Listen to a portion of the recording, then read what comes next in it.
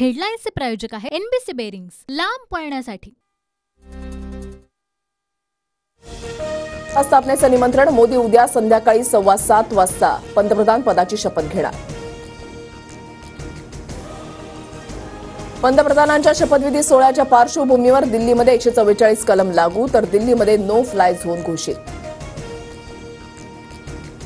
केंद्रीय मंत्रिमंडळामध्ये शिंदे गटाला 2 मंत्रिपद मिळण्याची शक्यता। मंत्रिपदासाठी शिंदे गटाकडून प्रतापराव जाधव आणि श्रीरंग बारणेंच्या नावाची चर्चा, तर अजित पवार गटाला 1 मंत्रिपद मिळणार, सूत्रांची माहिती। जेपी नड्डांच्या निवासस्थानी अमित शहा आणि अजित पवारांची बैठक, विधानसभा निवडणुकीसंदर्भात चर्चा झाल्याची अजित पवारांची माहिती।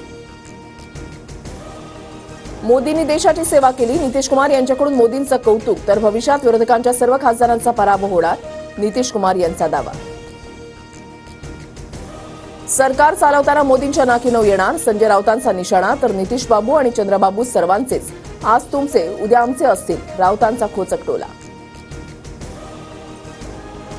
देवेंद्र फडणवीसांच्या राजीनाम्याबाबत तुर्तास निर्णय नाही, फडणवीसांनी राजीनामा दिल्यास कार्यकर्त्यांच्या मनोबलावर परिणाम होईल, भाजप नेते अमित शहांचं मत। उपमुख्यमंत्री देवेंद्र फडणवीसांनी घेतली अमित शहांची भेट, फडणवीसांनी दुसऱ्यांदा घेतली शहांची भेट।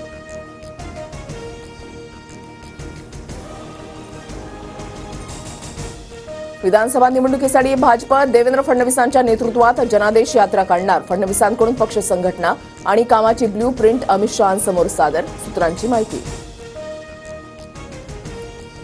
मराठा आरक्षणासाठी मनोज जरांगेंचं पुन्हा आजपासून उपोषण, परवानगी नसतानाही जरांगे उपोषणावर ठाम, अंतरवाली सराटीमधील काही ग्रामस्थांचा जरांगेंच्या उपोषणाला विरोध। नीट सामायिक प्रवेश परीक्षेचा निकाल जाहीर होताच देशभर वाद, 67 विद्यार्थ्यांना 720 पैकी 720 गुण, पालक विद्यार्थ्यांकडून परीक्षा घेणाऱ्यांवर एनटीएवर शंका उपस्थित। एकाच ठिकाणच्या विद्यार्थ्यांना नीट परीक्षेमध्ये पैकीच्या पैकी मार्क देणं हा इतर विद्यार्थ्यांवर अन्याय, नीट परीक्षा रद्द झाली पाहिजे, मंत्री हसन मुश्रीफ यांची मागणी। मुंबई उपनगरातील सर्वच भागामध्ये पावसाला सुरुवात, बोरिवली, मालाड, गोरेगाव, दहिसरसह इतर भागामध्ये हलक्या पावसाच्या सरी।